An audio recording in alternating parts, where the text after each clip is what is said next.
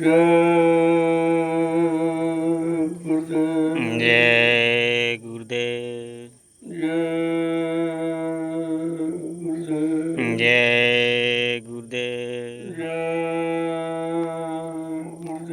जय गुरुदेव। नाम किसका? प्रभु का। जय गुरुदेव नाम किसका? प्रभु का। जय गुरुदेव नाम किसका? प्रभु का। प्रभु का प्यारा नाम। जय गुरुदेव। रात्रि परमार्थी संधान सेवा करने वाले सभी सत्संगी प्रेमी जन ध्यान से सुने। ये सेवा संत मत में सर्वोपरि है। इस सेवा से बढ़कर कोई सेवा नहीं है। जिस सेवा का लाभ भजन के मालूम है। सेवा पे डलिया मिट्टी डालते हैं, एक माला स्वीकार होती है। इतना बड़ा लाभ किसी सेवा करते हैं। वैसे आप परिवार में बच्चों के लिए खेती दुकान दफ्तर बिजली व्यापार मजदूरी ये भी सेवा करते हैं। लोग देश समाज की सेवा करते हैं, लेकिन वह स्वार्थ सेवा, उसमें परमार्थ किंचित मात्र नहीं है। और ये परमार्थ है क्योंकि सेवा के करने में आपका कोई लालच, कोई लोभ, कोई स्वार्थ नहीं। केवल आप आदेश का पालन करते हुए ये सेवा करते हैं। तो आप करते हो तो आपको तो लाभ है ही, लेकिन जो तुम्हारे श्रम परिश्रम से, जो तुम्हारी सेवाओं से जो व्यवस्था बनाई जा रही, जिसमें आगे आने वाले समय में लाखों लाख लोग लाभ उठाएंगे, ये है आपकी परमार्थी सेवा। कितना बड़ा लाभ ये कलयुग के जीवों के लिए संत महापुरुषों ने सोच कर रखा। जबकि हिंदुस्तान में कई चले जाओ, चाहे वो धार्मिक मिशन हो चाहे राजनीतिक हो, कहीं पर आपको परमार्थी सेवा का जिक्र नहीं मिलेगा, क्योंकि सेवा के बारे में कोई जानता ही नहीं। जब तक संतों के परमार्थी वचन नहीं सुनोगे, तब तक इस सेवा के बारे में आपको कोई जानकारी नहीं होगी। जब परमार्थी वचन सुनोगे, तब आपकी समझ में आएगा कि परमार्थ का मतलब क्या है, परमार्थ का सच्चा अर्थ क्या है, परमार्थ का लाभ क्या है।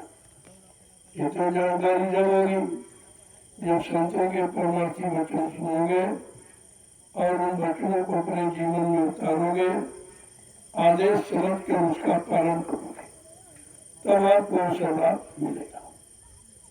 इसलिए कलयुग के गंदे कमजोर अल्पायु अल्पक जीवों के लिए ये सेवा रखी गई है, क्योंकि भजन आपके बस की बात है। न तुम्हारा तन ठीक, न मन ठीक, न इंद्रियां ठीक, न मन बुद्धि चित्त कुछ नहीं ठीक, तो आपसे होगा नहीं। और सत्संग वचन भी आपको याद नहीं रहते, याददाश्त कमजोर हो जाते हो। लेकिन परमार्थी संधान सेवा ये तो हर व्यक्ति कर देगा, बूढ़ा हो, जवान हो, बच्चे हो, स्त्री हो, पुरुष हो, हिंदू हो, मुसलमान हो, कोई कौम जाति मजहब का हो, ये तो सबके लिए सेवा बड़ी सरल और सुगम है और सहज है। इसलिए संतों ने अति कृपा दया मेहरबानी करके हम सब कलयुग के जीवों के लिए यह सरल उपाय उनके कर्मों के काटने का रखा है। किसी से आपको कोई कितना बड़ा विद्वान, धनवान, बलवान, बुद्धिमान हो, आपको कि 1 करोड़ रुपए ले लो, हमारा एक पाप काट दो, ये नहीं हो सकता। ये रुपए पैसे से नहीं करता, ये तो परमार्थी सेवा से। इसलिए आपके लिए अनिवार्य कर दिया गया कि चलो भजन नहीं कर पा रहे हो, सत्संग नहीं याद हो रहा है, तो कम से कम परमार्थी संधान सेवा करके आप उसका लाभ प्राप्त करें। मैंने इस परमार्थी संधान सेवा को 3 भागों में बांटा। प्रातःकालीन सुबह की परमार्थी संधान सेवा, और दोपहर में, यानी गर्मी सर्दी बरसात, इन सबको बर्दाश्त करते हुए, यानी ये कलयुग की तपस्या है।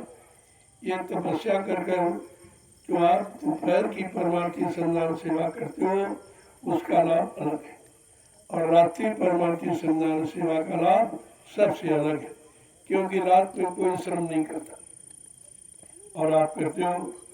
सारा हिंदुस्तान देख रहा है, आप तो नहीं अपने आप को देख पा रहे हो, लेकिन सीधा प्रसारण जो किया जा रहा है ये पूरा हिंदुस्तान देख रहा है, और लोग विदेश के भी लोग चकाचौंध हैं कि हिंदुस्तान में ये परमार्थी संधान सेवा क्या है, इसका क्या लाभ है, इसको कराने का मतलब क्या है।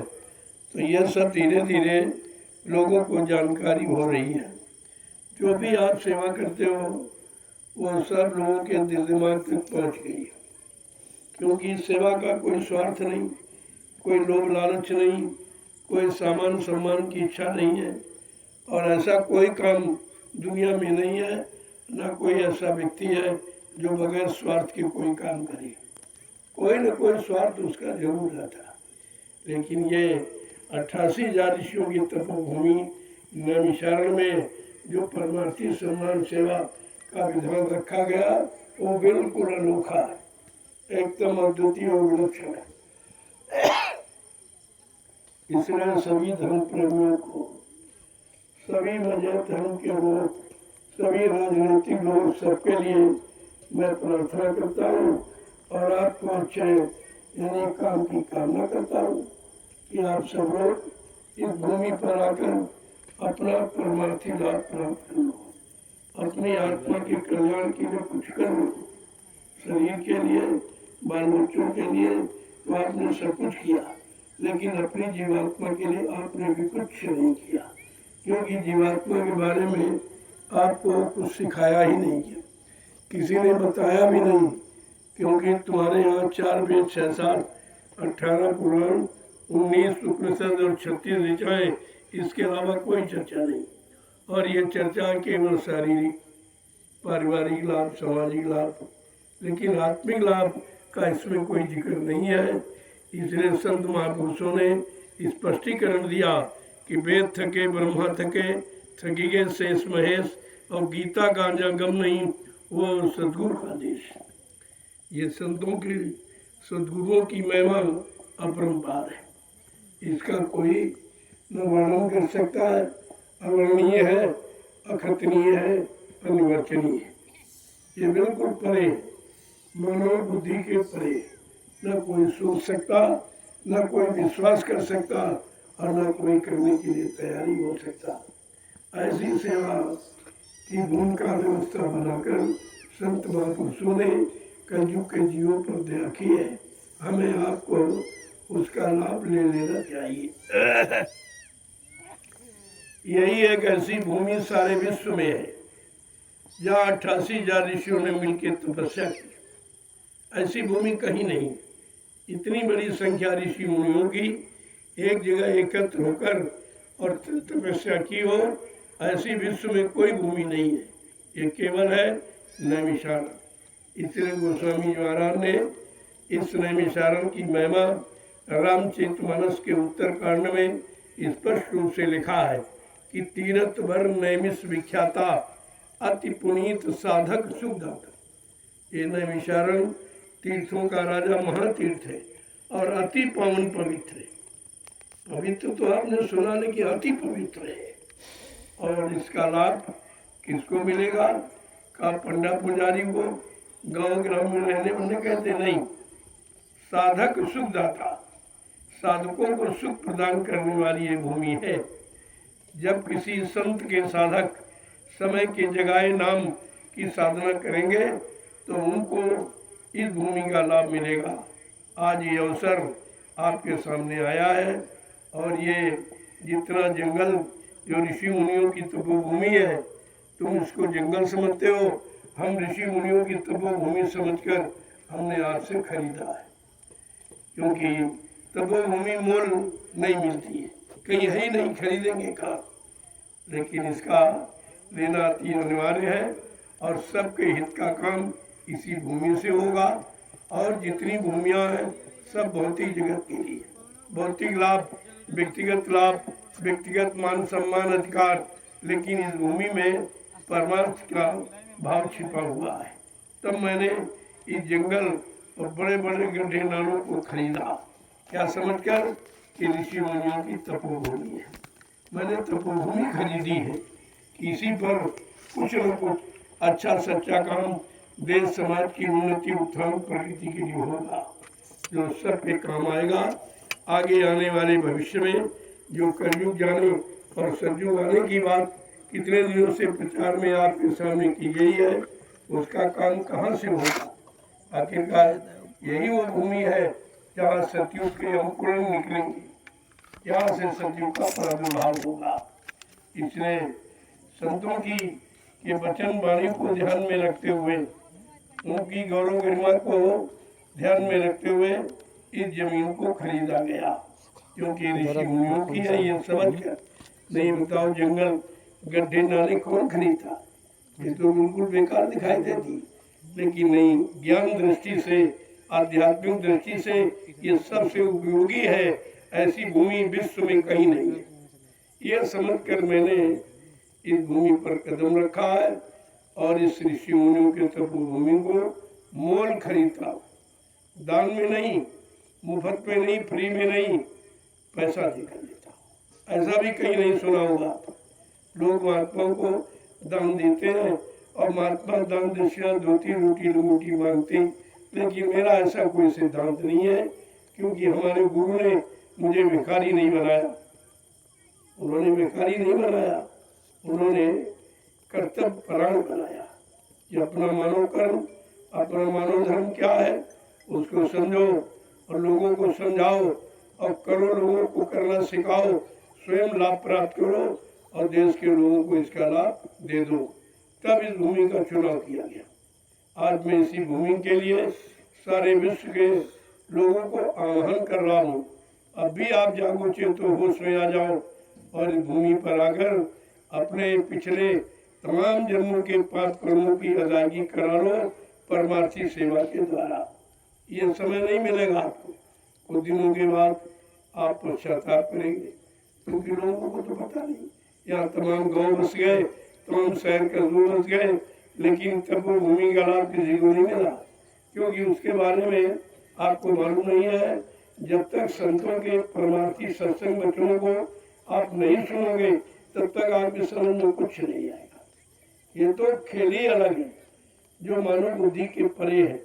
न मानव सोच सकता, न मानव कर सकता, न मानव विश्वासी कर सकता है।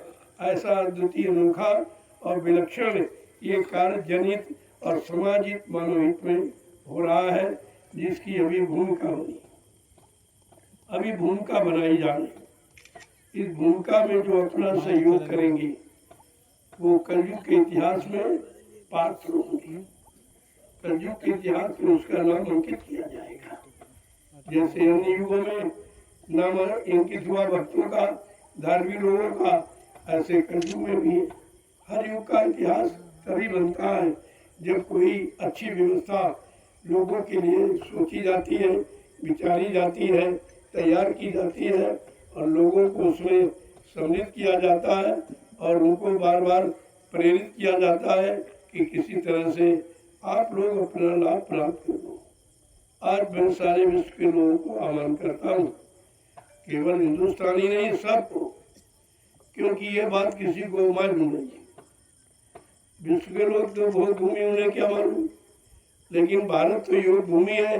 लेकिन योग भूमि पर रहने वाले भी सब भोगी ही भोग है, उनको भी योग की परिभाषा नहीं मालूम कि योग किसे कहते हैं और योग का सच्चा अर्थ क्या है, ये भी जानकारी किसी ने कराई नहीं है, क्योंकि सब भोगियों ने योग की परिभाषा बतानी शुरू की है। ये बताओ भोगी योग क्या क्या जानेगा, जिसने योग कभी किया नहीं वो मतलब यानी योग की परिभाषा क्या बताएगा, योग का अर्थ क्या बताएगा, योग का तौर तरीका विधि क्या है वो क्या बताएगा और योग करने से लाभ क्या मिलता है इसकी जानकारी क्या देगा आपको। इसलिए आपको विचार करना चाहिए। मैं तो प्रार्थना ही कर सकता हूँ और सबसे कर रहा हूँ। मेरा किसी से कोई राग दोष नहीं है, कोई मतभेद नहीं है, कोई जाति भेद नहीं है, किसी तरह का मतलब यानी कुछ भी इस तरह का भाव नहीं है कि गैर का। सभी अपने हैं, अपने ही देश के हैं और सबको अपनी जीवात्मा का कल्याण करके अपने मानव धर्म को, मानव जीवन को कृतार्थ करना है और अपने घर पहुंचना है। सीधी सादी बात।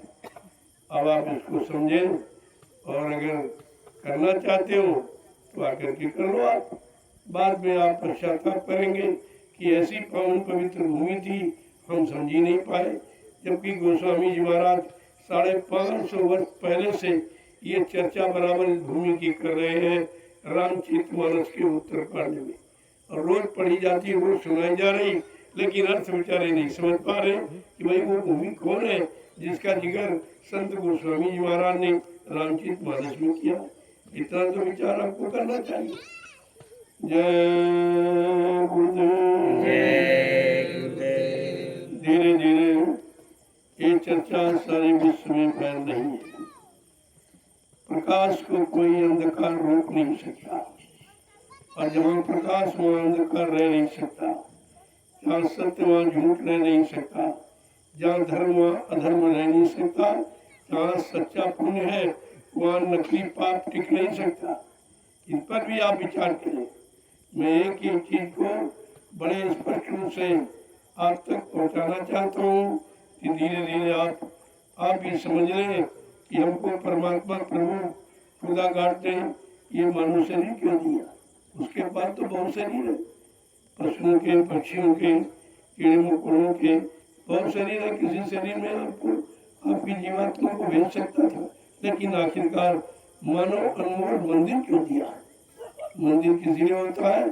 पूजा के लिए, शुद्धता के लिए, चरित्रता के लिए, पवित्रता के लिए ये मंदिर होता है।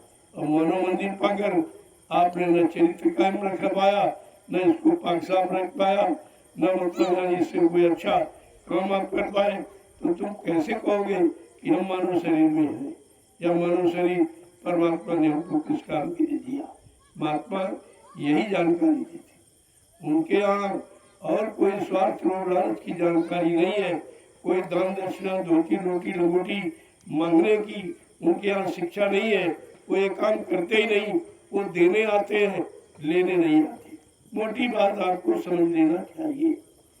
इसलिए भूमि पर निरंतर दिया जा रहा, आपको परमार्थी सम्मान सेवा का लाभ दिया जा रहा, आपको सुमरन ध्यान भजन करा के आपको लाभ दिया जा रहा, आपको सत्संग तो सुना के अध्यात्म की तरफ आपको जगाया और मोड़ा जा रहा है। ये सब काम आपके लिए हो रहे और आपको बीमारी, परेशानी, दुख तकलीफों से बचाने के लिए प्रसाद भी दिया जा रहा है, जो हिंदुस्तान का विश्व में कोई नहीं देता। कहीं चले जाओ प्रसाद आपको कोई नहीं देता, क्योंकि प्रसाद बनाना ये सबके बस की बात नहीं है। अगर ये बना लेते तो ये क्यों कहते जाओ दुकान से प्रसाद खरीद के लिया। अरे प्रसाद खरीदा नहीं जाता, बनाया जाता। तो बनाएगा कौन? जिसने अपने सद्गुरु के आदेश हुक्म का पालन करके उनके बचनों पर अपने जीवन को चलाकर उनको खुश कर लिया। वो अपने सद्गुरु की जो दया और दुआ किसी वस्तु में प्रवेश करके जीवन को लाभ प्रदान कर सकता है।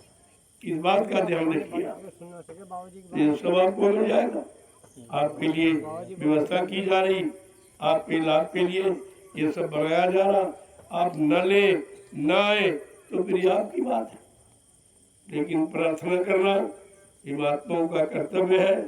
अच्छे सच्चे मार्ग की तरफ प्रेरित करना ये महात्माओं का धर्म है। तो बराबर आपको धर्म की तरफ मोड़ा जा रहा कि मानव धर्म क्या है, मानव कर्म क्या है, मानव नीति क्या है, मानव प्रेम क्या है, ये सब आपको सिखाया पढ़ाया इस भूमि पर जाता है। जय गुरुदेव। जय गुरुदेव। जय गुरुदेव। जय गुरुदेव। इसीलिए संत महापुरुषों ने अपनी अमृतमयी वाणी से सेवा के बारे में कहा। उन भक्तों के जागे भाग जिन्हें गुरु सेवा मिली, वो भक्त हैं, उनके भाग जगे जिनको गुरु का आदेश परमार्थ की तरफ मोड़ने का मिल जाए, परमार्थ कमाने का मिल जाए, वो धन्य है, वो भक्त धन्य है। उनकी भक्ति मुक्ति का कारण बना देगी। आपको ये भी तो समझना चाहिए। जय गुरुदेव। जय गुरुदेव। जोर से बोलो। जय गुरुदेव। सब मिल बोले। जय गुरुदेव। बोलना होगा। जय गुरुदेव। अभी से बोले। जय गुरुदेव। दुख दर्द हरेंगे। जय गुरुदेव। सब कष्ट मिटेंगे। जय गुरुदेव। सुख शांति भी देंगे। जय गुरुदेव। सबके दाता। जय गुरुदेव। सबके मालिक। जय गुरुदेव। प्रेम से बोले। जय ये गुरुदेव। नाम नहीं इंसान का। ये नाम है प्रभु का। ये काम नहीं इंसान का। ये काम है प्रभु का। प्रभु का काम। जब प्रभु अपना काम स्वतः करेगा तो प्रभु को भला कौन रोक सकता। इस बात को आपको समझना चाहिए कि जिसकी सत्ता है, जो सारी सत्ता का मालिक है, आज उसकी आवाज़ सबके कान तक दी जा रही। चलो अपने अपनी जीवात्मा का कल्याण कर लो, अपने मानव जीवन को सार्थक बना लो, अपने पिछले तमाम जन्मों के पाप कर्मों को उतार लो। इससे बड़ा लाभ और आपको कहीं नहीं मिलेगा, और ये लाभ कोई दे भी नहीं सकता। ये लाभ केवल जय गुरुदेव प्रभु का नाम है। ये आदमी इंसान आत्मा महात्मा का नाम नहीं है, ये प्रभु का नाम। जब प्रभु का नाम लोगे तो प्रभु आपकी मदद करेगा, आपकी रक्षा करेगा। प्रभु के अनुसार उनके आदेश हुक्म का जब पालन करोगे तो आपको लाभ से कोई वंचित नहीं कर सकता। ये सब बातें ध्यान देने योग्य है। ये कोई प्रवचन नहीं हो रहा कि आपके जीवन का मोड़ है। जब तक उस तरफ मुड़ के नहीं खड़े हो गए तब तक कोई लाभ आपको मिलेगा नहीं। यहाँ प्रवचन भाषण स्पीच नहीं दी जाती। यहाँ मानव जीवन को सार्थक बनाने का रास्ता और मानव को सच्चे अच्छे कर्मों की तरफ प्रेरित करना, मानव को अपने मानव आहार का यानी पूरा ध्यान रखना। क्योंकि जैसा करो आहार वैसे बने विचार, जैसा भोजन करोगे वैसे विचार बनेंगे, वैसी बुद्धि बनेगी, वैसा मन होगा, वैसे चित्त होगा, वैसे कर्म करोगे वैसे ही लाभ मिलेगा। तो सबसे बड़ा हमारा प्रथम कर्म है हमारा शुद्ध आहार, जो परमात्मा ने खुदा ने हम सबको दिया है। और हर जीव जो उसने बनाए सबका भोजन अलग बनाया है, इसलिए मानव सबसे ज़्यादा प्रिय है। 4,84 लाख योनियों में मानव सर्वश्रेष्ठ है। और भगवान ने कहा भी है, सब मेरे सम्मम उपजाए तिनमें अधिक मनुज मोह भाई। कहा सब मेरे ही बनाए, सारी सृष्टि, सारी खिलकत, सारा जलसा तमाशा परमात्मा खुदा कह रहा मेरा ही बनाया है।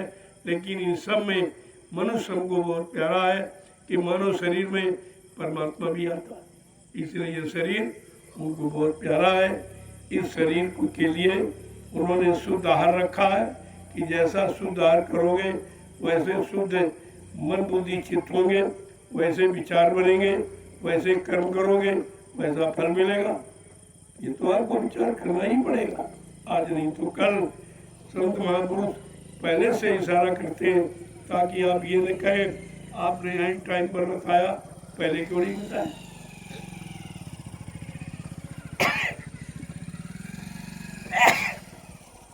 इसलिए साकार का प्रचार कहीं नहीं हो रहा, केवल सदगुरु के बाबा जय गुरुदेव जी महाराज के यहाँ और मथुरा से बराबर शुरू हुआ 10 जुलाई 1952 से बराबर जय गुरुदेव प्रभु के नाम का प्रचार और उनके मानव के शुद्ध आहार का विचार। और आहार पर विचार करो तो तुम्हारा सारा काम ठीक हो जाएगा। ये शिक्षा केवल आपको बाबा जय गुरुदेव जी महाराज के द्वारा सारे विश्व को यह संदेश दिया जा रहा। और नहीं तो अंतर्गतवा आपको अपने मानव कर्म, मानव धर्म और मानव सच्चे शुद्ध आहार पर आना ही पड़ेगा। ऐसे नहीं तो कुदरत की मार से हम लोग, तो कुदरत की मार न पड़े, किसी तरह की मुसीबत आपत्ति न मिले, महात्मा तो आपका भला चाहते हैं, तो आप पहले से अपना सुधार कर लो और धीरे धीरे आपको लाभ मिल जाए। वो तो लाभ दिलाने आए, वो लाभ से वंचित कराने नहीं आए और तुमसे वो लाभ लेने नहीं आए, और संपूर्ण मानव जाति को वो लाभ देने आए। आप न ले पाए, न समझ पाए, न सुन पाए, तो वो बात आपकी है, वो तो आपको बताना पड़ेगा, और सारे हिंदुस्तान में कोई नहीं कर सकता कि उनको बता दें। और ये संदेश कहीं से प्रसाद नहीं, न किसी मंदिर से, न मस्जिद गिरजाघर गुरुद्वारों से, न कोई धर्माचार, न कोई आचार, न कोई भेदधारी दाढ़ी बाल रखने वाले महात्माओं ने, न शंकराचार्यों ने ये संदेश किसी ने नहीं दिया कि मानव को सर्वप्रथम अपना आहार ठीक करना चाहिए। आहार से विचारों का जन्म होता है, और विचार से यानी कर्म किए जाते हैं, और कर्म से फल प्राप्त किया जाता। किसी ने ये कहा नहीं, न राजनीतिक नेताओं ने और न ही धर्माचार्यों ने। केवल आपको ये प्रचार जय गुरुदेव मिशन से ही ये प्रचार शुरू हुआ है कि आप लोग शुद्ध आहार करो, ताकि तुम्हारा शुद्ध मन हो, शुद्ध तन हो, शुद्ध मन चित्त हो और बुद्धि हो, और शुद्ध कर्म करो, अच्छा फल आपको मिले। ये केवल संदेश जय गुरुदेव मिशन से हो रहा, किसी मिशन से नहीं। हिंदुस्तान में इतने मिशन धार्मिक और इतने राजनीतिक कितने दल, लेकिन किसी से मुंह से ये आवाज नहीं निकली है कि आहार पर कोई विचार किया जाए। न राजा, न प्रजा, न धर्माचार्यों, किसी ने कहा ही नहीं, जबकि मेन सिद्धांत है हमारा आहार। आहार पर केवल विचार जय गुरुदेव धर्म मिशन ने ही पूरे हिंदुस्तान में प्रसारित किया है, और आज भी प्रसारित किया जा रहा है। जब तक आप अपने असली मानव खान पान में नहीं आएंगे, आपका मन बुद्धि चित्त कभी ठीक नहीं होगा, शरीर आप पर निरोग नहीं होगा, परेशानी बीमारियां बढ़ेंगी, लड़ाई झगड़े बढ़ेंगे, दुर्घटनाएं बढ़ेंगी, अकाल मौतें बढ़ेंगी। ये सब दूषित आहार का प्रभाव है। इसलिए उससे मुक्त होने के लिए बाबा जय गुरुदेव जी महाराज का ये संदेश सारे विश्व के लोगों को दिया जा रहा कि सब लोग जागो और चेतो और उठो, अपने अच्छी काम में लग जाओ, एक अच्छे समाज का निर्माण हो जाए और सब लोग उसका लाभ प्राप्त करें।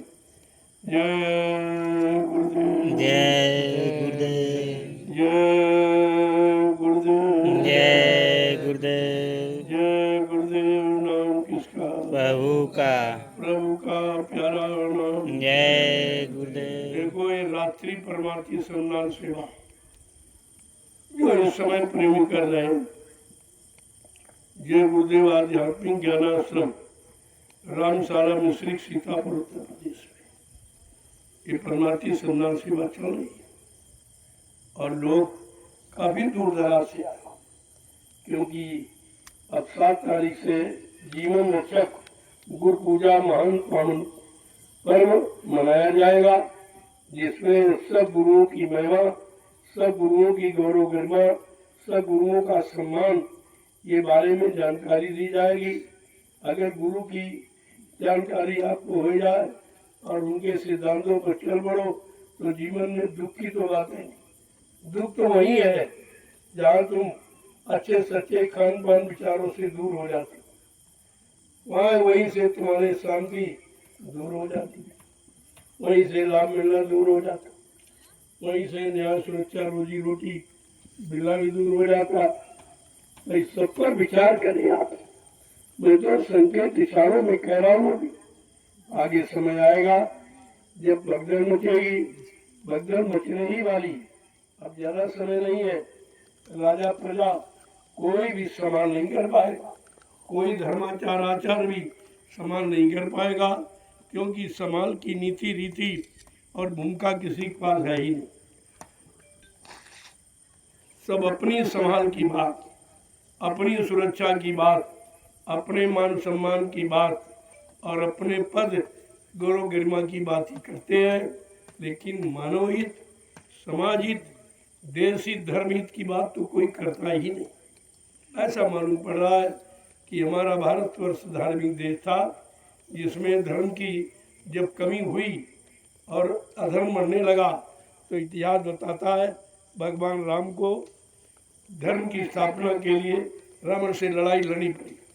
धर्म के लिए भगवान कृष्ण को महाभारत करना पड़ा। ये इतिहास आपके सामने यानी उजागर है, उसको पढ़िए।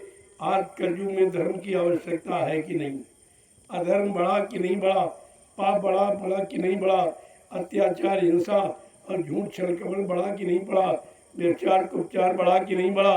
अब तो सीमा सब टूट चुकी।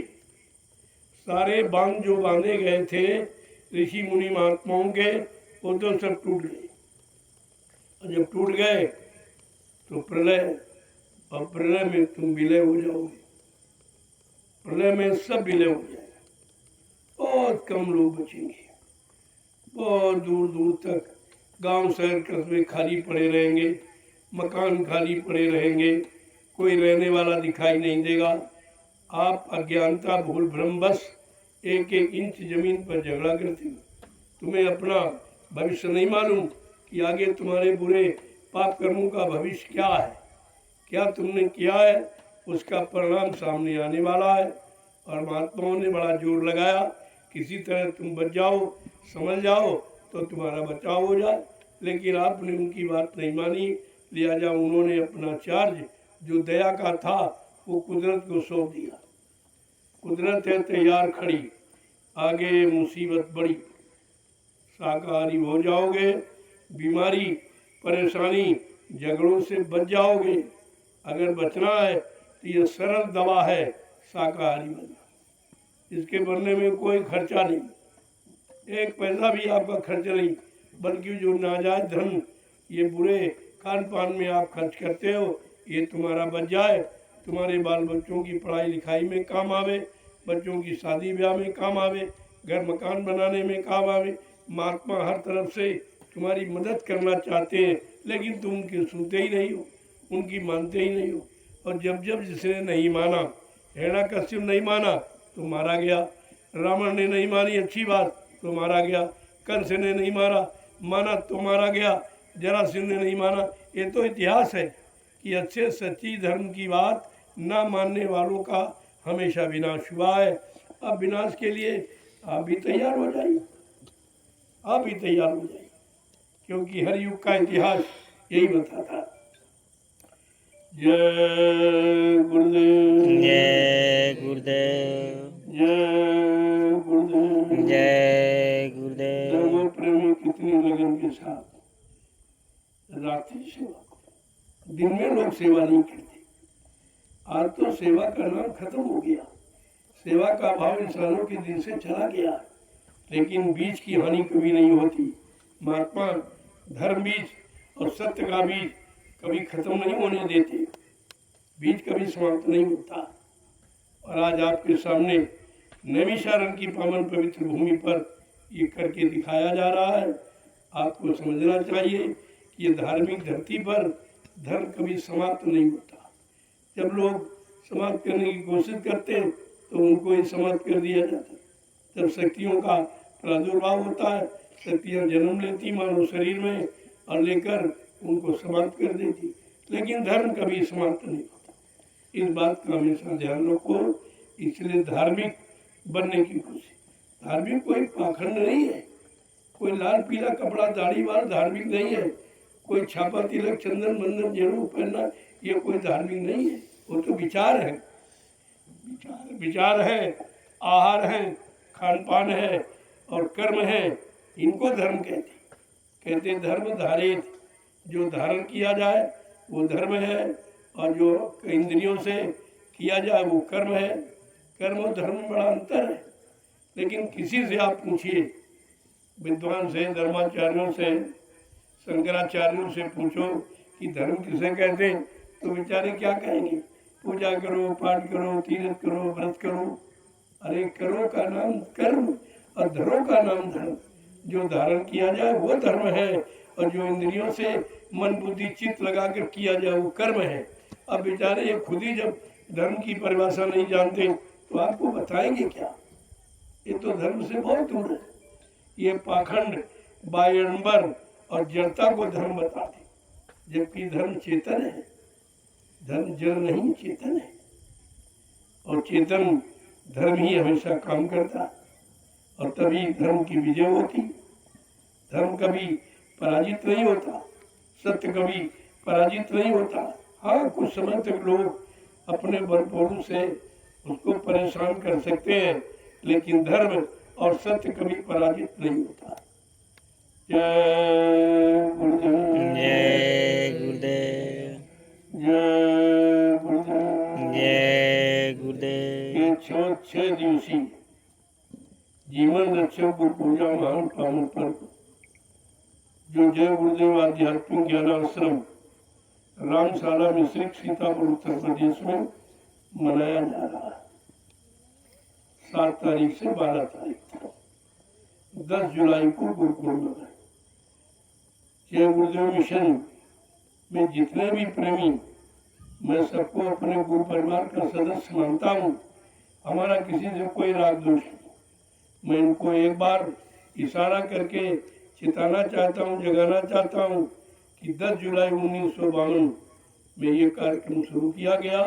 आज सौभाग्यवश 10 जुलाई गुरु पूजा का महान पावन पर्व आपके सामने आ गया। हम सब उसी को मनाने जा रहे हैं। अब आपको विचार करना चाहिए कितने वर्षों के बाद आज ये 10 जुलाई का सौभाग्य हमें आपको मिला है। इसलिए सब प्रेमियों को संगठित होकर 10 जुलाई जीवन रक्षक गुरु पूजा महान पावन पर्व को बड़े सम्मान गौरव गरिमा के साथ मनाना चाहिए। ये गुरु की मर्यादा है, ये गुरु का सम्मान है, ये गुरु की यादगार है, गुरु से दया पाने की युक्ति है। आप इसको ले लीजिए। जय गुरुदेव, जय गुरुदेव, जय गुरुदेव। जय गुरुदेव। पूजा 10 जुलाई को होगी।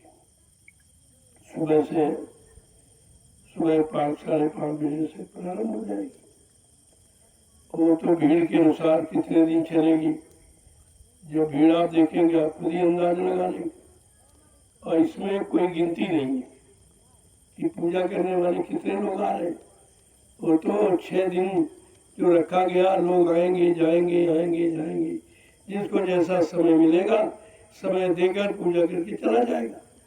यहाँ भीड़ एकत्र नहीं होगी और वो भीड़ ऐसी है आने जाने वाली, इसलिए भीड़ की कोई संख्या नहीं बता सकता। किसी भी मंदिर में पुजारी कितने आएंगे आप संख्या नहीं बता सकते। गंगा स्नान करने वाले कितने लोग स्नान करेंगे आप नहीं बताओ। भंडारों में भोजन प्रसाद पाने वाले कितने लोग आप संख्या नहीं बता सकते। इसलिए ये संख्या बताने वाला विषय नहीं है, ये तो अद्वितीय है, अद्भुत है, अनोखा है और पूर्ण है। बात आपको इस पर विचार करना चाहिए। आप आइए, गुरु पूजा का प्रसाद ले जाओ, जो साल भर तुम्हें बरकत देगा।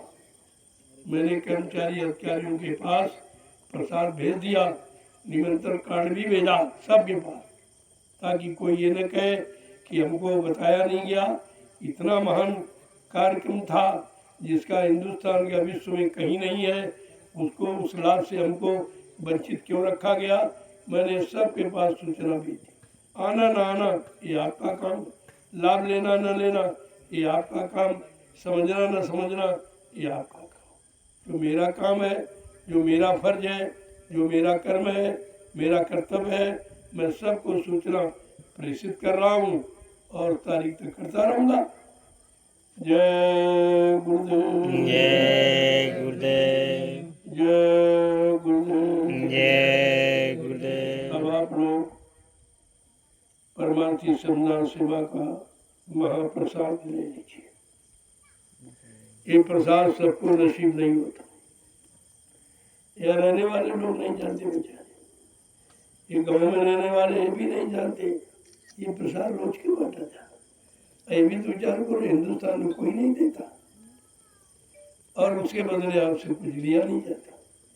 अगर निःशुल्क और मुफ्त में कोई चीज बट रही हो और आप न ले पाए तो ये आपका दुर्भाग्य है। ये दुर्भाग्य आपका कि आपका संस्कार कोई शुभ कर्मों का नहीं है जो तुमको ये प्रसाद नसीब हो।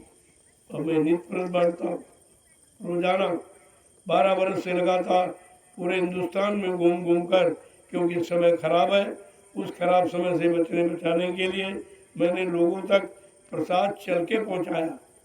सड़कों में, गलियों में, बाजारों में, सब जगह मतलब यानी प्रसाद मैंने वितरण किया है कि ताकि जीवों की संभाल हो जाए, रक्षा हो जाए, कुदरत की मार से बच जाए। और आप जब नहीं बचना चाहते हो तो भी तुम जानो, तुम्हारा काम जानो। आप ये नहीं कह सकते हो कि हमारे लिए किसी ने कुछ कहा नहीं। पूरे विश्व की बात करता हूँ, पूरे विश्व में तुम्हारे हित की बात कोई नहीं करे। अपने हित की बात, अपने लाभ की बात, अपनी गौरव गरिमा प्रतिष्ठा मान सम्मान की बात करेंगे, लेकिन जनहित और समाज हित की बात कोई नहीं करता। ये केवल महात्माओं का विषय है। वही आपके सच्चे हमदर्द हैं, वो आपके हितैषी हैं और आपके रक्षक हैं, इसलिए वो अपना फर्ज अदा करते। अब आप उनसे लाभ न ले पाओ, ये आपका दुर्भाग्य है। चलो प्रेमियों,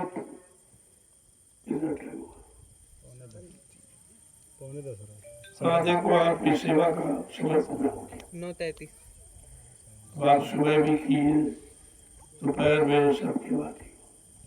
अब उसका समय हो गया। अब आप लोग आकर के विवाह प्रसाद दे दीजिए। देखो जिन्होंने सेवा की वही ले तो प्रसाद है, और ऐसे ही नाश्ता जलपान नहीं है, ऐसे आपको लेना भी नहीं चाहिए। कब ऐसा ना हो कहीं नुकसान कर जाए, इसलिए उन्हीं को लेना चाहिए जो इस परमार्थी संधान सेवा में भाग लेते हैं या जो अन्य सेवाओं में लगे हैं, उनको भी लेने का अधिकार है। क्योंकि अगर भंडारे की सेवा नहीं होगी तो ये बेचारे परमार्थी संधान सेवा नहीं कर पाए। मेन चीज तो राशन है, बगैर रोटी के कोई काम नहीं होगा। तो रोटी बनाने वाले, खिलाने वालों का तो सबसे बड़ा अधिकार इस प्रसाद पर है। ऐसा नहीं है, पहले बात समझा। मैंने कल भी कहा था, जो बच्चे लेकर आते हो आप उनकी व्यवस्था खुद करो। बच्चों पर भंडारे की रोटी का कर्जा मत ला दो। आपको मालूम नहीं है, मेरे यहाँ पूरे हिंदुस्तान से अन्न आता है, पता नहीं कौन किस भाव में देता है, कैसे देता, कैसी कमाई का देता। आप खा लोगे और लाद लोगे, क्योंकि भजन आप करते नहीं हो, सेवा आप करते नहीं हो, लिहाजा लाद के चले जाओगे। तो मैंने इससे तुम्हारी बचत, तुम्हारी सुरक्षा के लिए मैंने कहा आओ अपना भोजन ले, अपना बनाओ खाओ, बाल बच्चों को खिलाओ, और कोई आ जाए तो एक दो को भोजन करा देना, ये तुम्हारा उपकार हो जाएगा। उपकार भी आपका हो जाए। और जब तुम ही नहीं, तुम ही दूसरे का भंडारे में खा रहे हो, तुम किसी को क्या खिलाओगे? तो भोजन का लाभ आपको नहीं मिलेगा। ये तो खिलाने का लाभ, खाने का लाभ नहीं है। खाने का लाभ जब है खा के भजन करोगे, सेवा करोगे तो खाने का लाभ। खिलाने का लाभ जब है जो सेवा करते हैं, भजन करते हैं, उनको खिलाओगे तो खिलाने का लाभ मिलेगा। ये दोनों लाभ आपको, और ये कहीं नहीं बताया जाता। न कोई धर्माचार बता रहा, न कोई राजनीतिक नेता बता रहा। उनको भी ये मालूम नहीं है कि अच्छी सच्ची गाड़ी कमाई का मन पर क्या असर पड़ता है, बुद्धि चित्त पर क्या असर पड़ता है, उनके कर्मों पर क्या असर पड़ता है, फिर उनको कैसा लाभ मिले या उनको कैसा भुगतान करना पड़ेगा, ये तो कोई नहीं बताता। ये महात्माओं का विषय है, महात्माओं के सिवा ये आपको कोई बता ही नहीं सकता। जय गुरुदेव। जय गुरुदेव। अब आप लोग आइए, जिन्होंने सुबह किया है, दोपहर और शाम, वो लोग आकर के प्रसाद ले लें। जो भंडारे की सेवा करते हैं उनको भी प्रसाद लेने का अधिकार। ये अन्य जगहों में जो सेवा में रखा गया है उनको भी लेने का अधिकार, उनको मैं चल के दे देता हूँ। झारखंड के प्रेमी इतने कर्मठ हैं, इतने ईमानदार हैं, इतने मेहनत करते हैं, उनको बताना नहीं पड़ता, अपने आप सुबह से लग जाते और 1 मिनट विश्राम नहीं करते। मैंने कहा नहीं, मैं 20-25 दिन के लिए आया हूँ, तो जितनी सेवा हो जाए उतनी अच्छा है। तो हम लोग गरीब हैं, किसी तरह किराया भाड़ा जोड़कर इस परमार्थी सेवा के लिए आए हैं, तो जितनी सेवा हो जाए। आप उनके भाव देखो, और अपने देखो, आपको पता चल जाएगा कि तुमको लाभ मिलेगा, उनको मिलेगा। तुम्हारे भाव में भी सरलता है ही नहीं, तुम्हारे भाव में भी सेवा है ही नहीं, तुम्हारे भाव में सच्चा भाव अभी है ही नहीं, तो लाभ कहाँ से मिलेगा? लाभ पाने के लिए आपको उस लाभ के अनुसार कर्म करना पड़ेगा, उन नीतियों सिद्धांतों पर वचनों पर चलना पड़ेगा, तब आपको उसका लाभ मिलेगा। चलो प्रेमी बाप, अब धीरे धीरे आओ, कुछ लोग सेवा करते रहे, क्योंकि एक बार की आओगे तो खड़ा रहना पड़ेगा।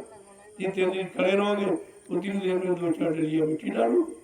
तो एक डलिया का जब लाभ ये कि एक माला स्वीकार है, तो 10 डलिया आपने डाली, 10 मालाएं हो गई। सुमरन आपको हो गया, सुमरन तो बिने बने किए ही हो गया। तो धीरे धीरे एक एक करके आइए और वापस ले लीजिए, पेड़ लगाने की जरूरत है।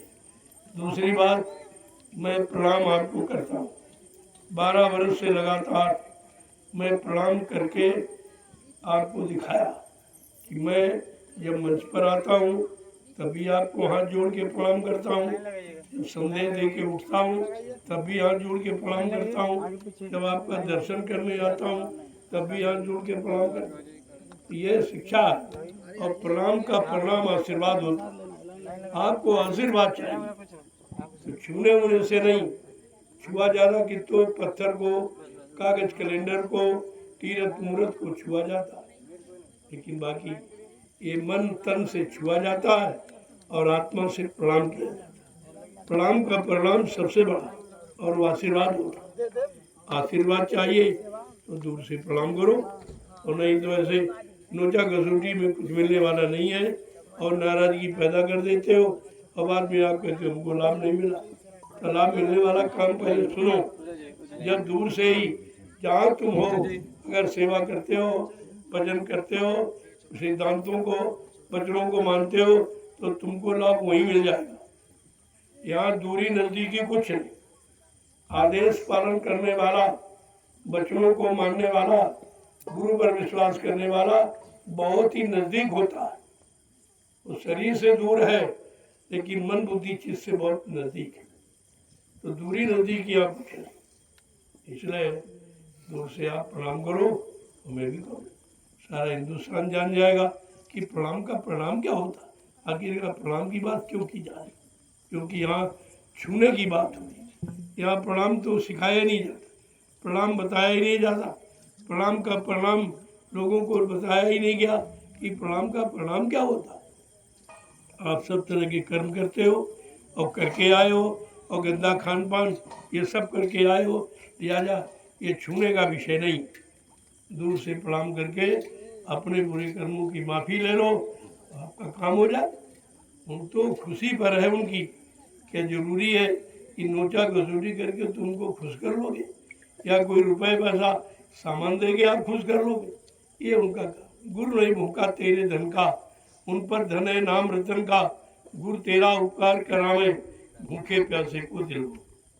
ये तो तुम्हारा लिया जा रहा, परमार्थ में लगाया जा रहा, नहीं तुम परमार्थ में लगाना भी नहीं जानते थे। ये लाभ आपको दिया जा रहा, बाकी यहाँ जरूरत नहीं।